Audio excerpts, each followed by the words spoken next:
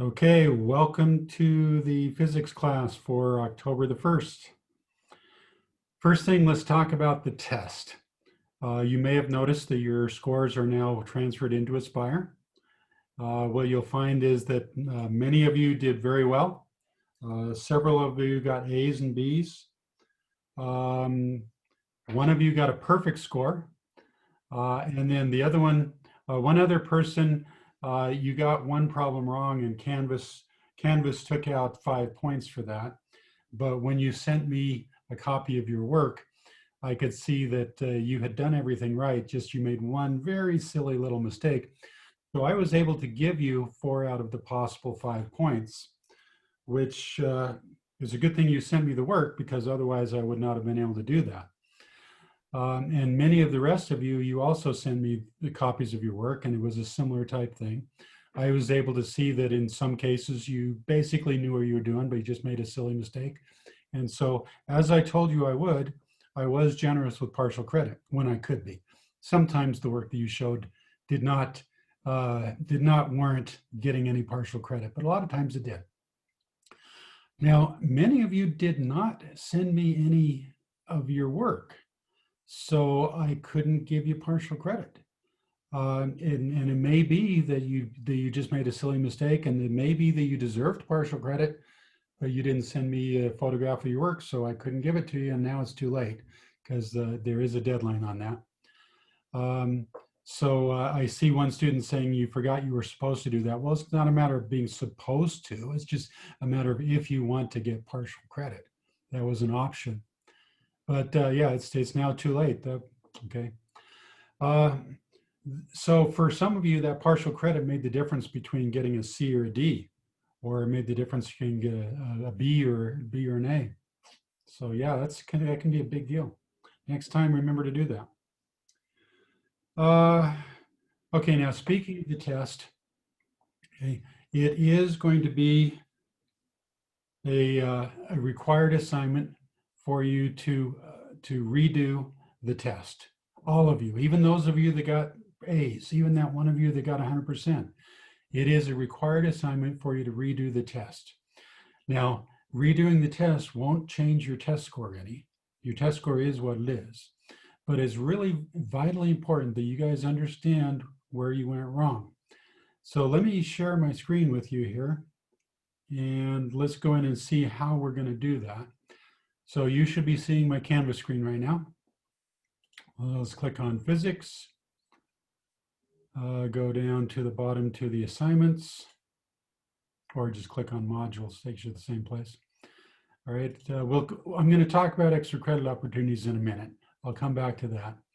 So the module we just finished was module 2, motion in one dimension. The new one we're starting into right now is module 3, which is forces. So let's look at this motion in one dimension. So the midterm exam was down here, and there is a new item now, which was not there 2 days ago, and this is test corrections.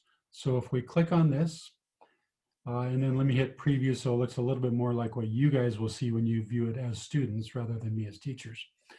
What you're going to find is that all of the questions from the test, the exact same questions from the test, there they are, right there.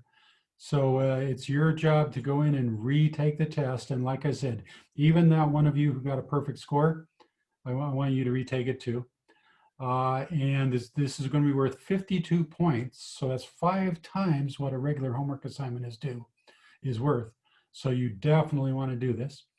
I'm giving you about a week to do it, a little over a week actually. So it's due on Saturday of next week, not this coming Saturday, but a week from there. So you should all be able to get a perfect score on it. I have changed the settings on Canvas from what I normally do with my quizzes. All of the quizzes up until now, I've set it so that Canvas does not tell you which problems you missed. It tells you your overall score, but it doesn't tell you which ones you missed. Well, I didn't do that this time around. I figure I'll be a little bit nicer to you this time. So when you click submit, it will tell you instantly what your score is, and it will tell you which problems you missed. Now, it won't tell you what the correct answer is, but it will tell you which ones you missed. So you can then go in and you can take it as many times as you want until you get a perfect score. Now, also one other important thing is that it is no longer a test. So if you look up here at the top, okay, everyone has now taken the tests. So you may now talk to each other about the test questions, and you can even help each other. So if you're working on the test and you have a problem that you can't quite figure out how to do it, that's okay. It is all right for you to call on someone else for help and get help from somebody else. Now, really important that you guys understand. The purpose of this assignment is not for you to go in and click the right box. The purpose of this assignment is for you to figure out what went wrong and get the knowledge into your head. So if you do decide to work with somebody else to figure out how to get the right answer, okay, it's vitally important that you don't just say, oh, that's the answer, okay, click. But you need to figure out, okay, what went wrong? What did I do wrong the first time? You need to learn the material. Physics is a lot like mathematics in one regard, in a lot of regards, but in one regard especially. What we do in physics today builds upon what we did yesterday. And what we're going to do in physics tomorrow builds upon what we did today. So if you didn't learn the material back from chapters 1, 2, and 3, you are never going to be able to understand the material in chapters 4, 5, and 6. You have got to learn the material. There is no way around it. It's not like, you know, you've got European history and then you got American history. So if you didn't really learn European history, then you say, well, okay, I mean, American history is different. Don't really need to know the old stuff. I'll just forget it. Just focus on the new stuff. It doesn't work like that. You have to learn the old material. Okay, so make sure that you do that. Do it really carefully. Figure out what went wrong. Okay, let's see. Don't think there's much else to talk about there. Just make sure you learn that. Now, let's go back into the modules here. As I was coming through here, you may have noticed that in addition to module 3 down here at the bottom, I've also got a new module in here that wasn't here 2 days ago. And this is something that I put in there to help those of you who didn't get a great score on the test. This is extra credit opportunities. So if you click on this, you'll see there are 3 things inside there. One of them is a little explanation for how I do extra credit in this class. All right, so what you're going to see is a written description of how it works, and also I have a video here where I tell you how it works, and this video is an example of the types of things we're going to do. But basically what I'll tell you is that I have a bunch of videos on my website, which I'll show you in just a second. And these are videos that either I have created or else some of my students have created, where we demonstrate some interesting physics phenomenon. So something that that I or my students thought was really interesting that's physics-based. And so we demonstrate this in the video, and then we ask a question. So if you watch the video and you answer the question, then you will get extra credit points. Now, some of the videos are relatively easy, so I won't give you as many points for those as I would for some of the harder ones. Also, one thing that's vitally important that you understand is in this section right here, okay? The most you can hope for from extra credit is to pull your grade up 1/3 of a letter grade. So that means you could go from a B to a B plus, or you could go from a C minus to a C, or you could go from a D plus to a C minus. That's the most you can hope for. There's no way you can go from a C to a B. That's not going to happen. Right? So do not just go blowing off your normal homework and say, oh, at the end of the period, or at the end of the term, I'll just turn in a whole bunch of extra credit and I'll be okay. No, it doesn't work that way. Okay. So a lot of people ask me, they say, well, how many of the videos do I need to watch in order to get that 1/3 of a point? The answer is, well, I can't tell you ahead of time. It depends on whether you answer an easy question or whether you answer a tough question. It also depends on how thorough you are when you answer the question. If you just give a really superficial answer, I'm not going to give you very many or even any points for it. But if you go into a lot of depth and show me that you've really thought about it and done a lot of research, then I can give you a lot of points, even if it's a relatively easy question. right? So let's go take a look at them. So this video right here is one that I created that is a sample video. I'm not going to play the video for you right now. You can watch the video on yourself. But basically, I'm at a gas station and I'm using my credit card at a gas station. And there's something very interesting about the way that I use the credit card, or if you know physics, you'll understand why it works the way that it does. Okay, let's take a look at some of these other videos here. So in here you see ones that were created by my students, and I call this section, I call it Physics of Everyday Life. So these are videos that students have created where they demonstrate some interesting phenomenon, and I'm not going to really talk about it here. I'll just let you guys watch the videos. And so like I say, if you answer the questions, then great. I'll give you some points. Now, if you would like to get double extra credit, there's a way to do that. If you make a video of your own where you demonstrate some interesting physics phenomenon and you ask a question and then you send me that video, if I like it well enough to put on my website here, well enough to put on my Canvas site, I will give you twice as many points as I would for somebody who answers the question, right?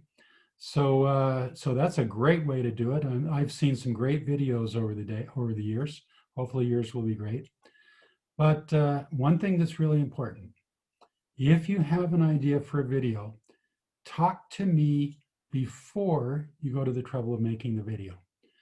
Because every year it always happens that somebody, they send me a video and they usually send it to me right at the very end of the term. So there's not time to redo it if I don't like it. And I watch their video and I say, meh, doesn't really do much for me. But if they had just done it a slightly different way, then it could have been a great video. So guys, if you have an idea for a video, send me an email or talk to me somehow before you do it. That way I can look at it and say, oh, I like what you're doing here, but I want to see it done a little bit differently. If you do this thing right here a little differently, then it will make it into a really great video. So talk to me before you do the videos, and it'll turn out to be a much better video, which means you'll get a lot more points for it. Okay. All right. So are there any questions about the extra credit or any questions about the test rework? Not seeing anything.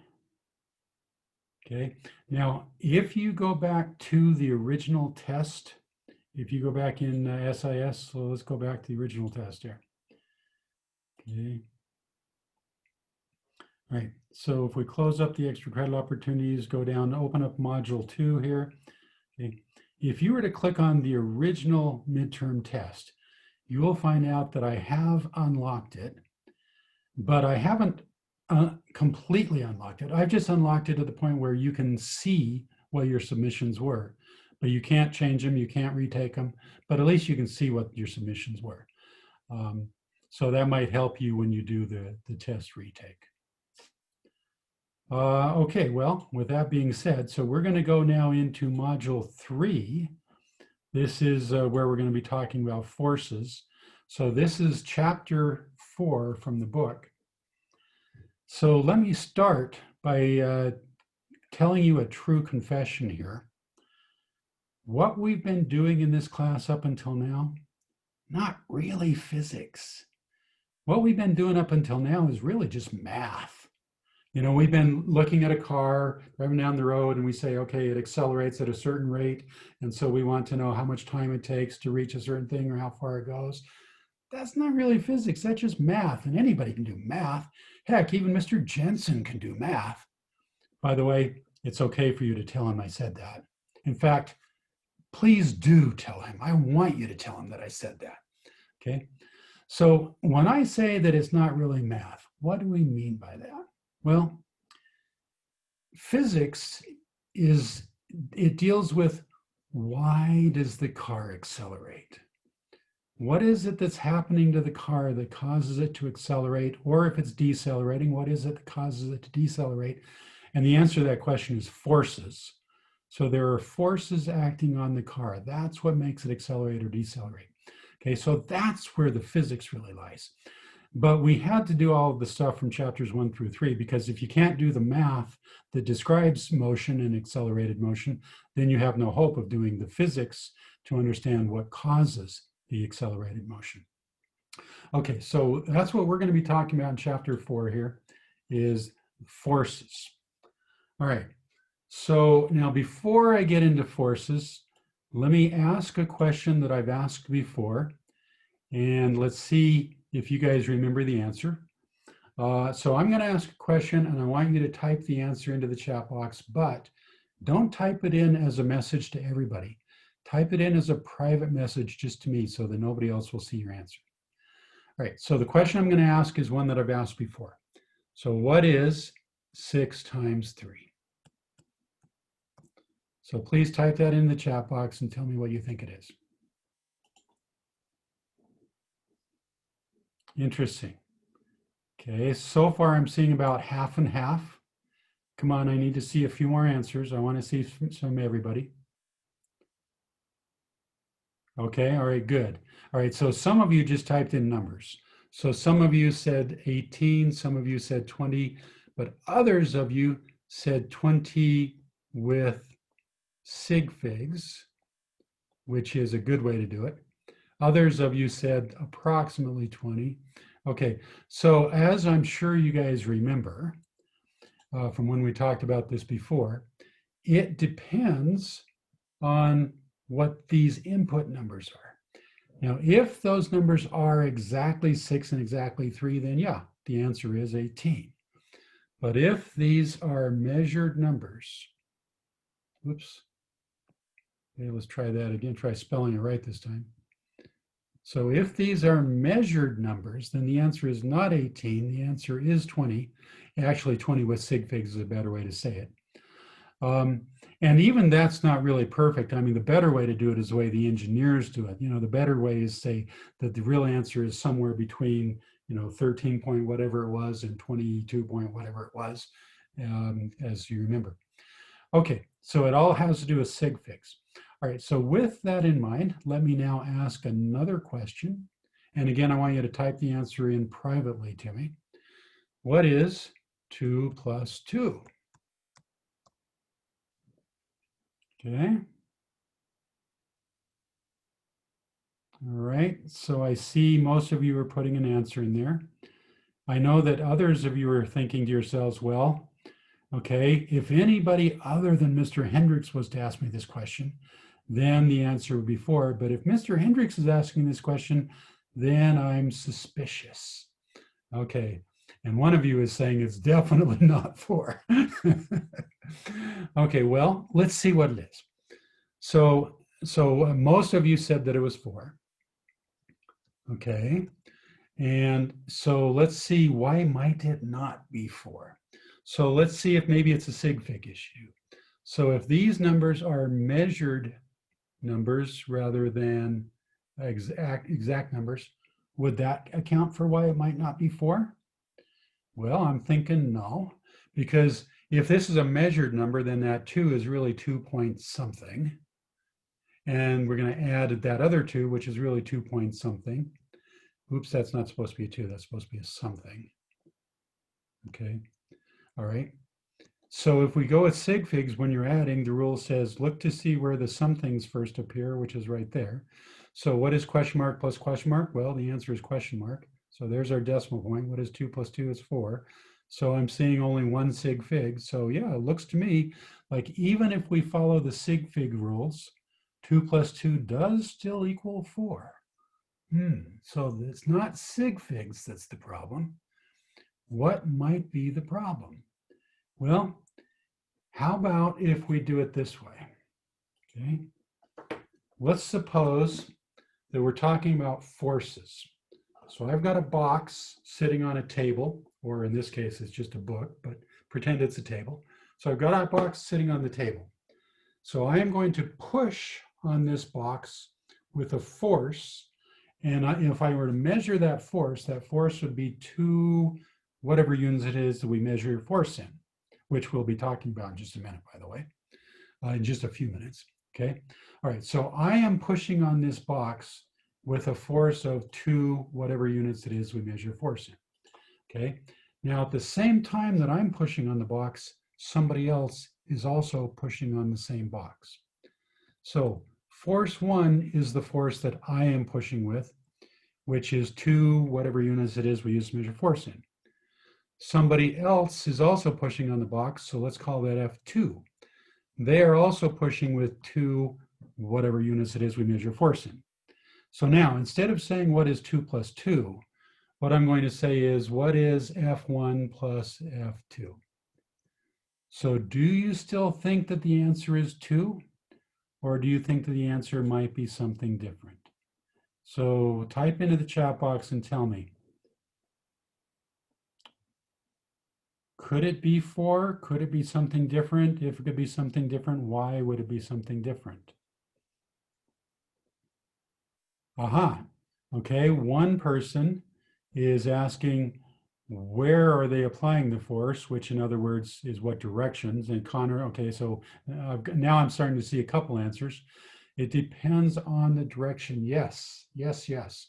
So remember about vectors. Okay, so we've been talking about vectors before. Well, it turns out that force is a vector. So if I tell you that I am pushing on some object with a force of 2, whatever units it is we use to measure force in, I haven't told you everything that you need to know. If I don't also tell you what direction I'm pushing in, then I haven't given you the information that you need in order to figure out what is F1 plus F2. All right, so let's talk about directions then. Okay, so let's say that F1 is a force of 2 whatever units it is we use to measure force in to the east, and F2 is 2 whatever units it is we use to measure force in to the west. Okay, then what does F1 plus F2 equal? Well, the answer is 0. Okay, but what if we're both pushing in the same direction? What if we're both pushing to the east? Then what is 2 plus 2? Well, then the answer is 4. What if one of us is pushing to the east and the other is pushing to the north? Ooh, that's interesting. Then what? Then the answer is not 0. It's also not 4. It's something in between. It's going to be more than 0, but less than 4. Okay. And I'm willing to bet that some of you could even figure out how we would do that. Yes. Okay. Yeah. And so you guys are going to use the Pythagorean theorem there to figure it out. Yeah. So we'll be talking a lot more about that later. For right now, I just want you to recognize that when you're dealing with a force, it is a vector, and therefore you cannot get away with just telling what the magnitude of the force is. You also have to tell the direction. Otherwise, you have not fully specified the force. Okay, so now with that, let's now do some experiments very much like we did on the very first day of class. Remember how everybody had a different set of experiments that you were playing with, but everybody had the same set of questions that you had to answer. You had to decide what was your independent variable, what was your dependent variable. You had to decide whether the relationship between those variables was direct or inverse, whether it was linear or nonlinear. So we're going to do the same thing now. We're going to take this box and put it on the table, and I'm going to push on the box. My independent variable is going to be how much force I'm pushing with. My dependent variable is going to be how much acceleration does the box experience. Okay, so here we go again into the chat box. This poor chat box is really getting a workout today. I want you to type in the chat box privately so that other people can't see. Let's start with just the first part of the question. Would the relationship between force and acceleration, would that be a direct relationship or would that be an inverse relationship? Okay, so just so everybody's clear here. So our independent variable is the force. Our dependent variable is the acceleration. That may not look like an A, that's supposed to be an A. Or does that look more like an A? All right, let's see what you guys come up with. Interesting. Okay. Most of you are saying direct, but some of you are saying that it might be mixed. Not quite sure what you mean when you say mixed. You mean direct for a while and then inverse for a while? Is that what you mean? Well, okay, so let's think about it. Um, okay, so I would think it's pretty straightforward that the harder I push on this thing, the more it's going to accelerate, right? So if I increase the force, the acceleration is going to increase. And so I'm thinking that's direct. I don't know why that might be mixed. So if I make a graph of force on the x-axis, because that's where the independent variable goes, acceleration on the y-axis, clearly it's going to be a direct relationship. So maybe it's going to be linear, might be nonlinear. We'll have to do an experiment in order to see. Well, it turns out that when we do experiments, we find out that it is in fact linear. Now, the slope of that line depends on something which I'm going to talk about in just a minute.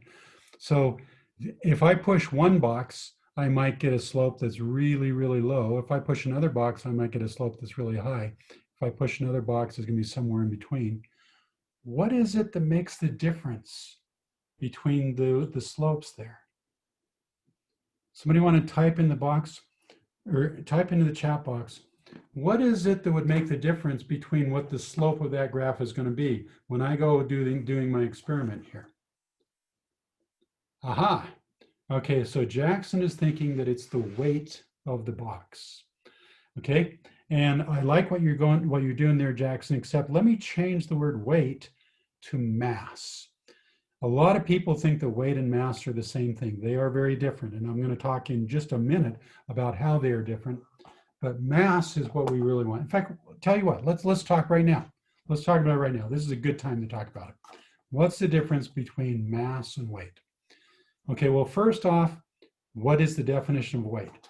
Weight means if I were to take this box and I let go of it, it's going to fall. So I don't want it to fall. So I put my hand here.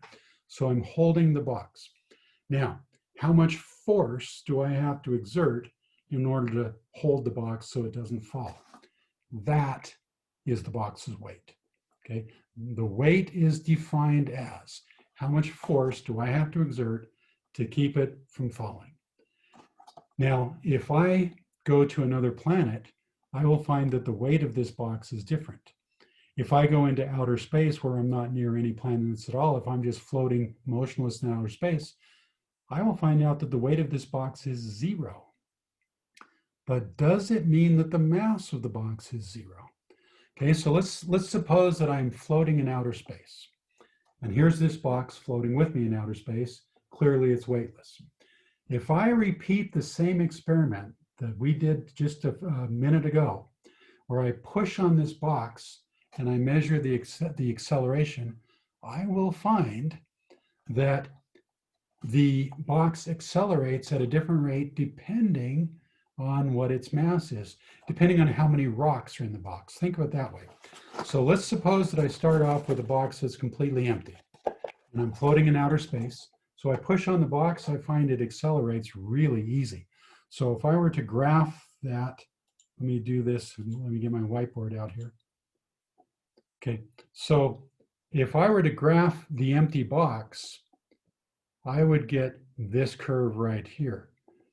Just a little bit of force gives me a lot of acceleration.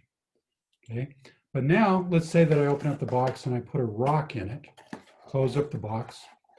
Now, if I'm floating in outer space, it's still weightless. You know, the fact that the rock in there has not changed the fact it's still weightless. But now when I go pushing on it, I'm going to find that it's not going to accelerate as easily. And if I put 2 rocks in it or 3 rocks or 4 rocks in it, it's still weightless, but it does affect the slope of this graph because the more rocks I put in there, the less slope I'm going to have, which means the harder I have to push in order to get it to accelerate. Okay, so what we have here is something called inertia, which is something that Isaac Newton talked about. And in fact, Isaac Newton even came up with a law that's called the first law it's called Newton's first law. And what Isaac Newton says in his first law is that an object which has mass, if it's at rest, it wants to remain at rest. So if I go pushing on it, trying to accelerate it, it's going to resist that. And the more mass it has, the more it's going to resist being accelerated. So an object at rest wants to remain at rest, and an object in motion wants to remain in motion. So if I have a box that's already moving, and I'm going to push on it to try and slow it down, it's going to resist that slowing down. So what I'm trying to do, so let's say it's moving at constant speed, so I'm pushing on it, trying to get it to decelerate, which is negative acceleration, right? So I'm trying to cause some acceleration on this box, which is moving. The more mass it has, the more it's going to resist me trying to accelerate it or decelerate it, okay? So that's Isaac Newton's first law. An object at rest wants to remain at rest, an object in motion wants to remain in motion, and the more mass it has, the more it wants to remain at rest. Or if it's in motion, the more it wants to remain in motion. That's Isaac Newton's second law. So Aurora says that's the law that makes it hard to get up in the morning. Boy, do I ever second that. I have a lot of inertia when it comes to that. I have all my entire life. Getting out of bed in the morning has always been rough for me. Once I'm out of bed, then I can relax and say, okay, the hardest part of the day is over now. Okay, so let's go back to our experiment here. Actually, tell you what, before I share my screen here, let's change my experiment. So this time now, we're going to do the experiment with a different independent variable. This time, our independent variable is going to be how much mass is in the box. So you can think of it as how many rocks are in the box. The force, I'm going to hold that constant. So I'm going to push on this box with the same amount of force every time, but I'm going to change the amount of mass that's in here. So hopefully you recognize that if the box is empty, I push and I get a lot of acceleration. So I started putting more rocks in here. I push with the same force that I did before. The acceleration goes down. So is it going to be a direct relationship or an inverse relationship? Well, hopefully you guys realize that's going to be an inverse relationship, right?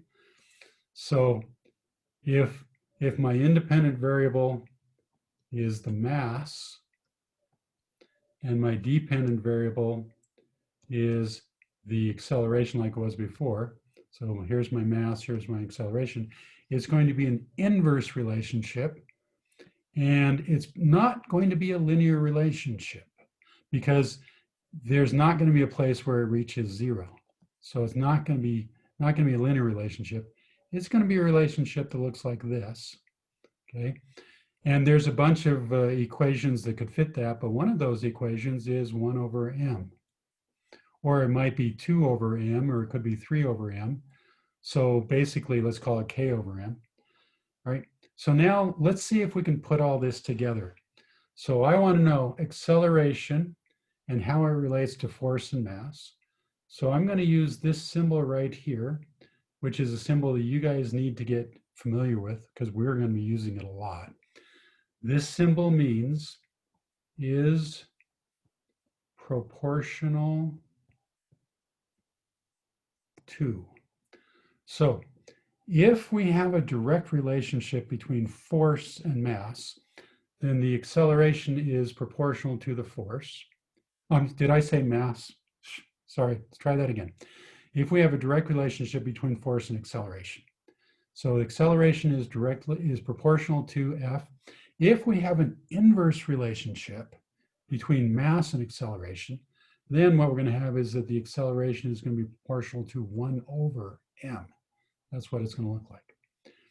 All right, so now, if I want to change my proportional sign to an equal sign, then I'm going to say acceleration equals, well, I can put an F on top and I can put an M on the bottom, but we got a problem. Because remember when we said acceleration is proportional to F. So here's F, here's acceleration. What that means is it's a straight line, but it doesn't tell us what the slope of that line is. So if I were to just take this by itself and replace that with an equal sign, I would have to say acceleration equals some slope value times f. So it might be the acceleration is 2f, it might be acceleration 3f, might be acceleration 4f. So I'm just going to have to put in some constant, and not m, sorry. I'm going to have to put in some constant. So the same thing goes with this this guy right here. If I want to replace the proportional sign with an equal sign, I need to put in a constant. And then I can get away with doing that. Okay. All right. So what we have now is that the acceleration is equal to some constant times the force divided by the mass. Okay, so up until now, whenever I've talked about the magnitude of a force, I've always said that the force is 2 whatever units it is we use to measure force in, or the force is 7 whatever units it is we use to measure force in. Well, now let's talk about what are the units. All right, so here in Merca, where we don't let no Ferners tell us what to do, right? What do we like to measure force in here in Merca? Okay, well, yeah, we measure it in pounds, right? So if I say, what is the weight of this box? Okay, so imagine I've got a box full of rocks and I say, what is the weight of this box? I'd say, oh, it feels like it's about 5 pounds, or no, it feels like it's about 7 pounds, right? So pounds is what we use here in Merca.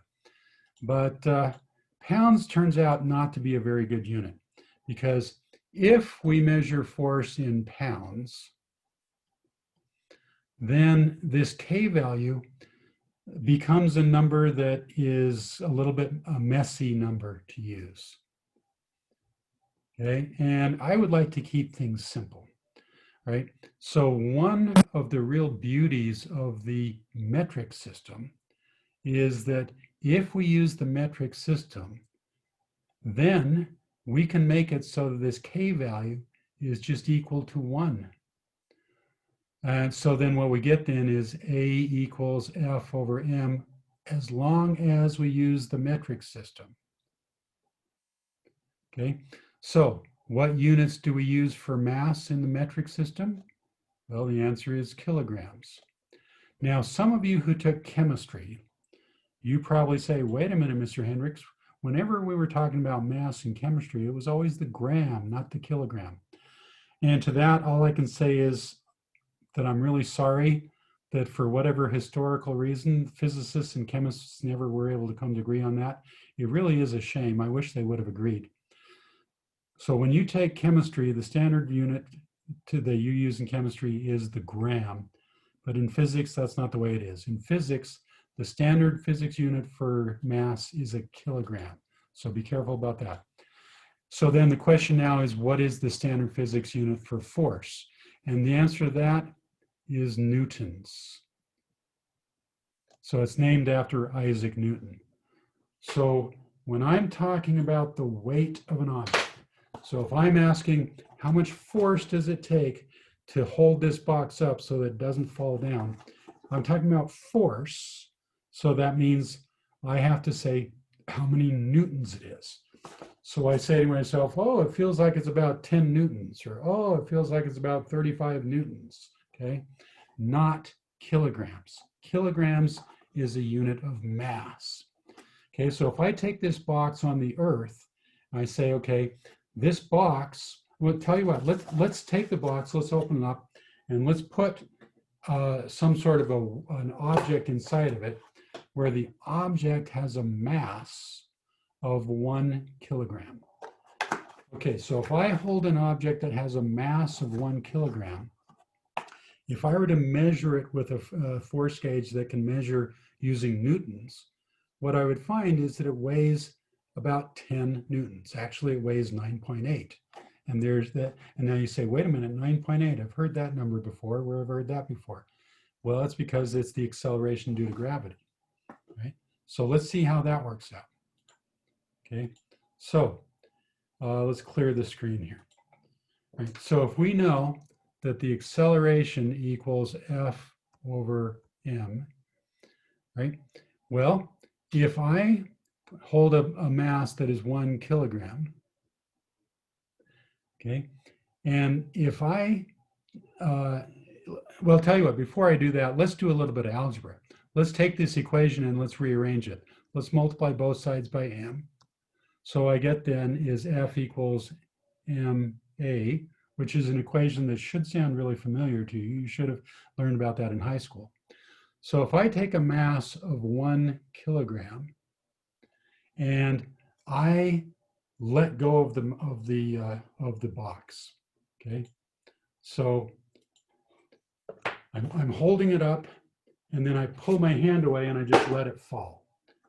If I'm standing on the surface of the planet Earth, it's going to accelerate at 9.8 meters per second. Okay? So if I put that into my equation here, okay, the acceleration on the surface of the planet Earth is 9.8 meters per second a second ago I said 9.8 meters per second. Shame on me. 9.8 meters per second is what it should have been. Okay. Well, what is 1 times 9.8? The answer is 9.8. Okay. So if I hold a 1 kilogram object on the surface of the planet Earth, I'm going to have to exert 9.8 newtons in order to stop it from accelerating. What if I hold a 2 kilogram object on the surface of the planet Earth? Well, the acceleration is the same. The acceleration doesn't care whether it's 1 kilogram, 2 kilograms, 3 kilograms. You guys have all heard about Galileo's experiment where he dropped rocks from the Leaning Tower of Pisa, which, by the way, historians say probably never really happened. But anyway, I mean, it's a good story, right? So it doesn't matter if it's a small rock or a big rock, they all accelerate at the same amount. So the acceleration is 9.8 regardless of what the mass is. So what is 2 times 9.8? Well, 18.6. So that means that if I were to take my box here and put a 2 kilogram mass in it, it would weigh 18.6, whatever units it is we use to measure force in, which now we know is newtons. So, okay, newtons. Now, most of you probably don't have a good feel for how much a newton is. I mean, if I were to say this thing weighs 1 pound, you probably have a good feel for that. But if I were to say it weighs 1 newton, you probably don't really have a good feel for that. So it works out to that a newton is about 1/4 of a pound. So imagine you go to McDonald's and you order a 1/4 pounder, you know, one of their hamburgers, 1/4 pounders. That weight of that hamburger is about 1 newton. Okay, that's a good way to kind of get a feel for how much a newton is, which is not very much. Oh, okay, Taituan just told me that I made a math error. Taituan is saying that 2 times 9.8 is 19.6, not 18.6. Thank you, Taituan. That is a wig point. Now, that's not a very big wig point. So if I do little wig points like that, I need to get 3 of them to wear the wig, not just 1. But thank you for pointing it out. Yes, that is a wig point. Okay. Let's see, what else do we need to talk about to get ready for tonight's homework? Oh, I know. Yeah, something very important.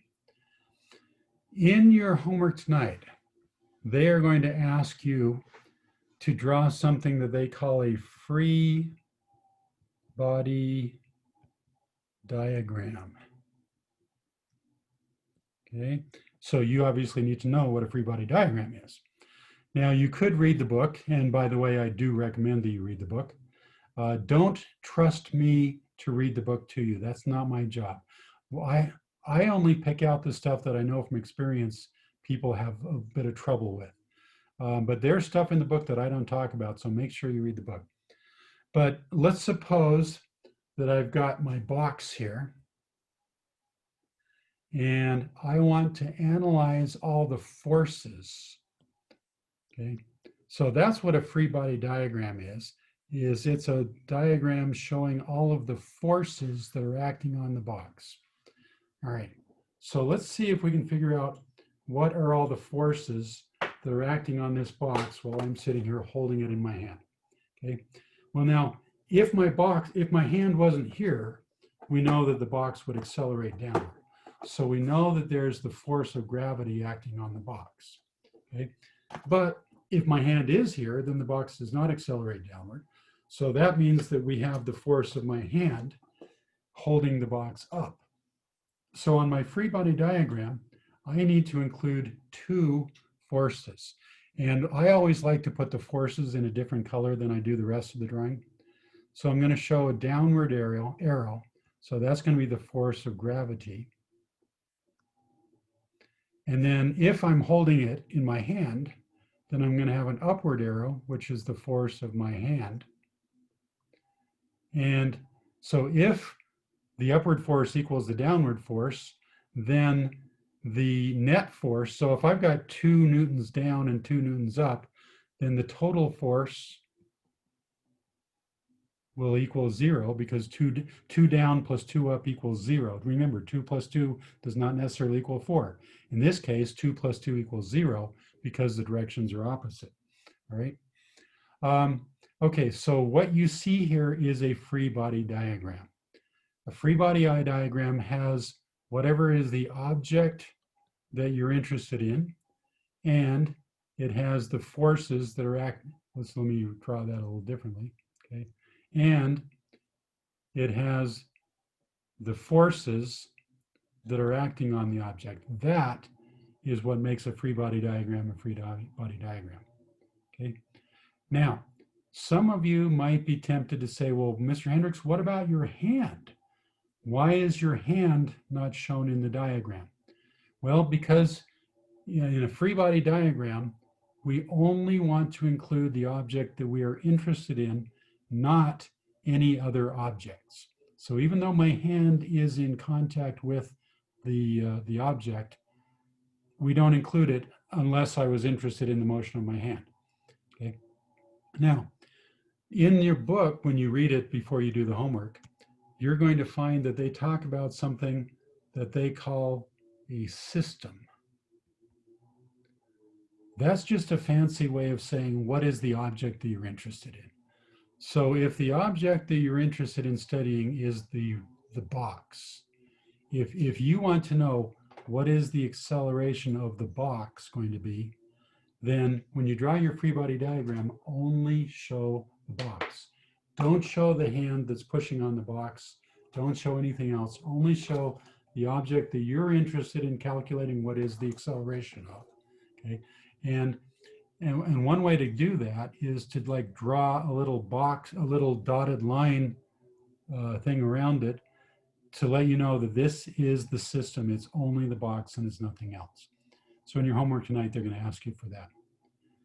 Okay, one more thing that I want to talk about, and then I'll turn you loose to do the homework.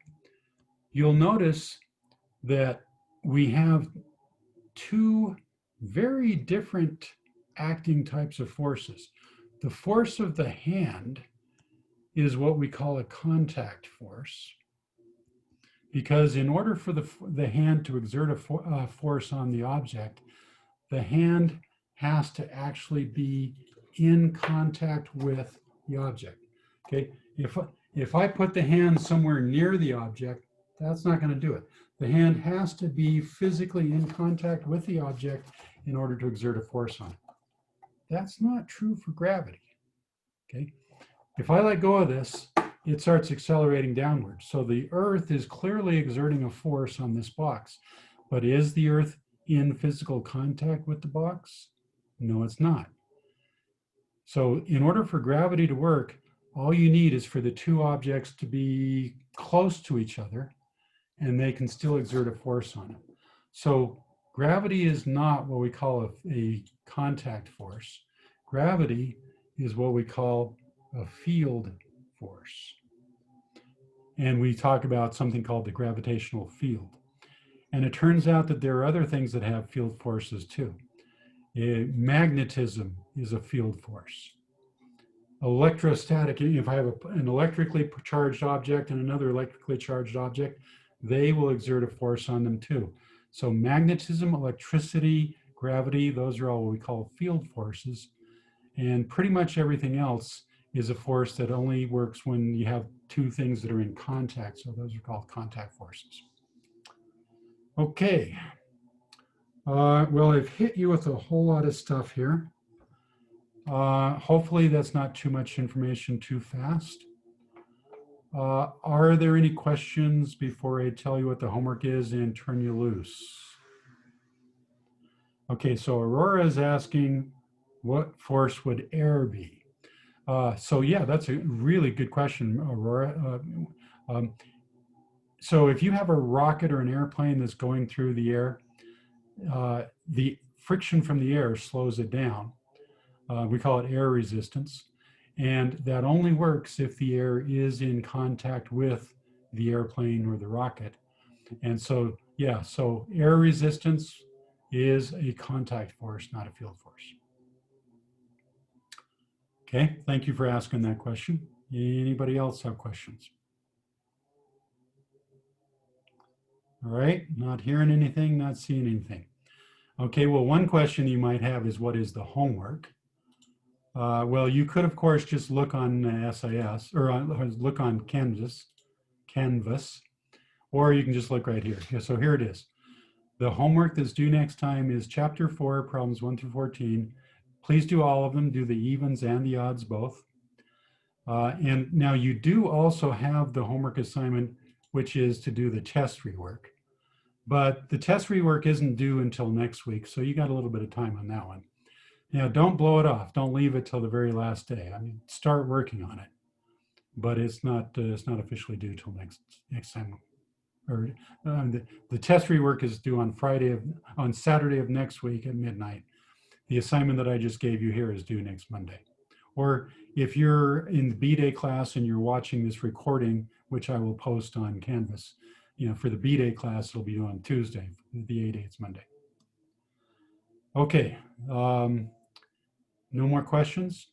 Tell you what I'm going to do is I'm going to turn off the recording so that just in case you had a question that you wanted to ask and you didn't want to embarrass yourself by asking a question knowing it's being recorded, then sure, I'll turn off the recording.